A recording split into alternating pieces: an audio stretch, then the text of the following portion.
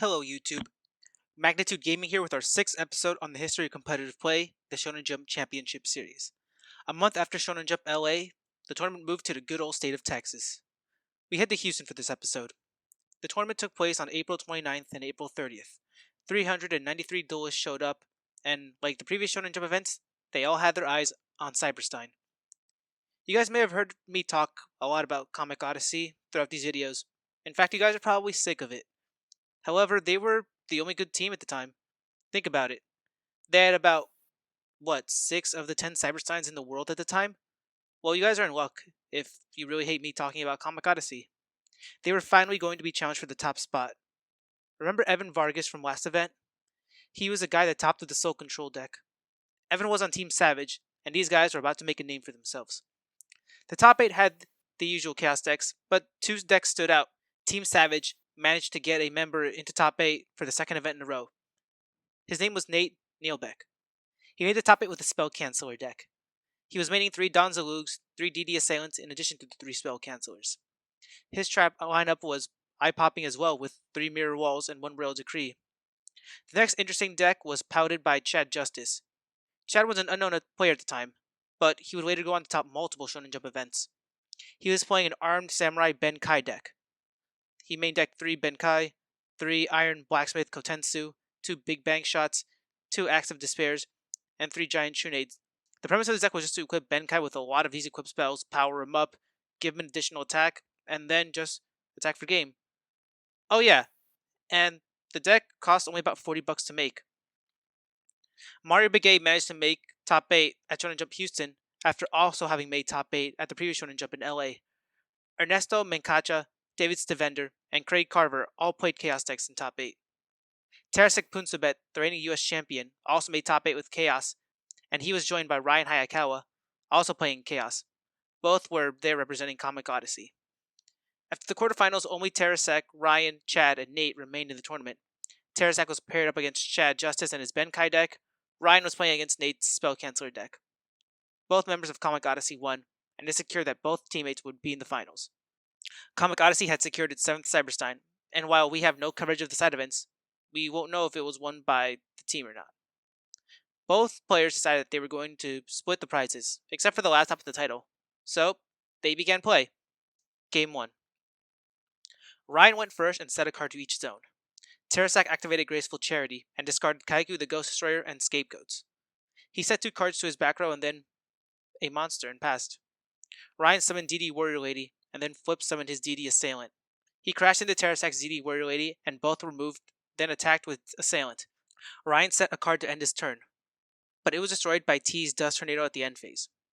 Terasek searched Donzulug with reinforcement of the army, then used Premature Burial to bring Kaiku back to the field. Kaiku hit DD Assailant and both were removed, then Donzulug swung in, discarding Lightning Vortex from Ryan's hand. Ryan summoned another DD Assailant and attacked Donzulug. Terasek used Ring of Destruction on the Assailant, and Ryan set 2 cards before passing. Terasek attacked and ran into Scapegoats before passing. Ryan pulled out a Berserk Gorilla and finally took out the Donzulug. Fortunately for Ryan, Terasek had to pass his next turn, and Ryan slowly tried to rebuild his hand. Terasek then played Snatch Steal on the Gorilla and switched into defense mode to kill it. Ryan cautiously summoned Breaker the Magical Warrior and destroyed Terasek's Call of the Haunted before attacking the final Sheep token. Ryan had built up an impressive field, but Terasek pulled out Breaker and broke Ryan's Torrential Tribute before ramming the breakers into each other.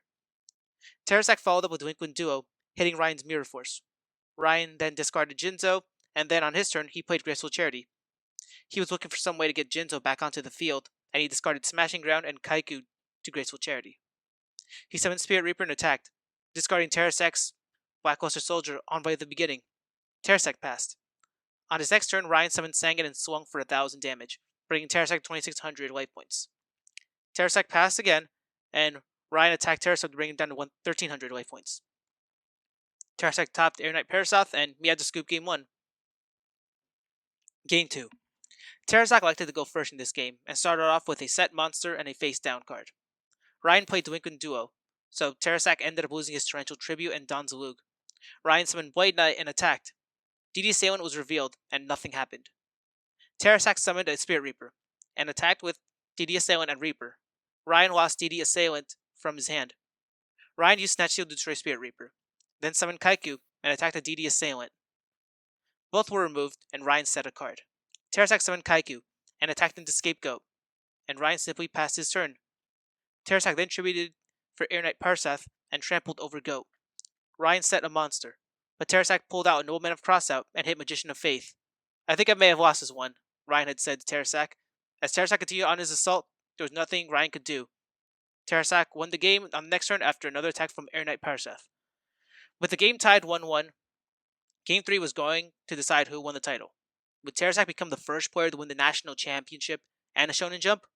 Or would Ryan Hayakawa become the third player of Comic Odyssey to win a Shonen Jump?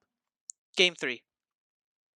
Ryan started with Graceful Charity, discarding Air Knight Parsath and Ring of Destruction. He set a monster in a face-down card and ended. Terrasak summoned a Kaiku and attacked, hitting a Magician of Faith. Ryan grabbed back Graceful Charity. During the end phase, Ryan destroyed Terrasak's Death Tornado with his set Mystical Space Typhoon. Ryan played Graceful Charity once again, this time discarding Sinister Serpent and Kinetic Soldier. He set another Mirror Force and a face-down card and passed. Terrasak attacked again, but this time he ran into Mirror Force. Terrasak ended his turn with a face-down card and monster. Ryan asked him if it was Scapegoat, but Terrasak declined to respond. Ryan flipped over his DD Assailant, and it fell into Bottomless Trap Hole. He then summoned Blade Knight and destroyed Terrasak's face-down Donzalug. One face-down card later, the turn passed back to Terrasak, who had simply just set a card and ended. Ryan attacked with Blade Knight, and Terrasak took 1600 damage. He then set a monster and passed. Terrasak looked through Ryan's graveyard before using Smashing Ground on the Blade Knight. He set a monster and ended. Ryan set a face-down card and a monster and passed. Terrasak looked through Ryan's graveyard again before setting another card and ending. Ryan just set a monster and passed again. With no face-up cards in the field, Terrasak passed his turn. Ryan drew Pot of Greed. Then he flipped his Heavy Storm, destroying Terrasak's Ring of Destruction and Creature Swap. He then flipped another Magician of Faith to grab Graceful Charity and use it for the third time, this time discarding Sinister Serpent and Snatch Steel. He flipped all his monsters and summoned a Tribe-Infecting Virus and attacked. Terrasak was brought down to 4,800 life points, and because of the Reaper, he lost an Air Knight Parsath. Once again, Terrasak checked through Ryan's graveyard, trying to see if he could determine what was left in Ryan's deck. Both these players had built their decks together, so they were quite familiar with what each one was playing. Terrasak removed a light and dark monster, summoned Blackluster Soldier Envoy at the beginning, and passed priority. Ryan didn't have Bottomless Trap Hole, so Terrasak attacked the Tribe-Infecting Virus, but it was stopped by enemy controller. Ryan tributed the Sangan to take the Soldier, and he used Sangan's effect to search for DD Warrior Lady. Terrasak had nowhere to go. He just set a card and a monster before passing. Ryan drew and got a Nobleman of Crossout. He removed the light and dark monster for his own Blackluster Soldier. He played Nobleman of Crossout on the face-down card, used Lightning Vortex to clear the field, and attacked with everything for game. That was it. Ryan Hayakawa had just won Shonen Jump Houston with his standard cookie-cutter Chaos deck. Comic Odyssey secured another Cyber-Stein, and their third title. These guys looked unstoppable, claiming their 7th Cyber-Stein of the 12 available. However, their dominance would soon be jeopardized, not just by Team Savage, but by a team all the way out in the East Coast, as you guys will see soon. Stay tuned for the next episode, guys. I hope you enjoyed the video. Please sub to us and follow us on Facebook and Twitter. Once again, thanks for watching, guys, and that's the T from Magnitude.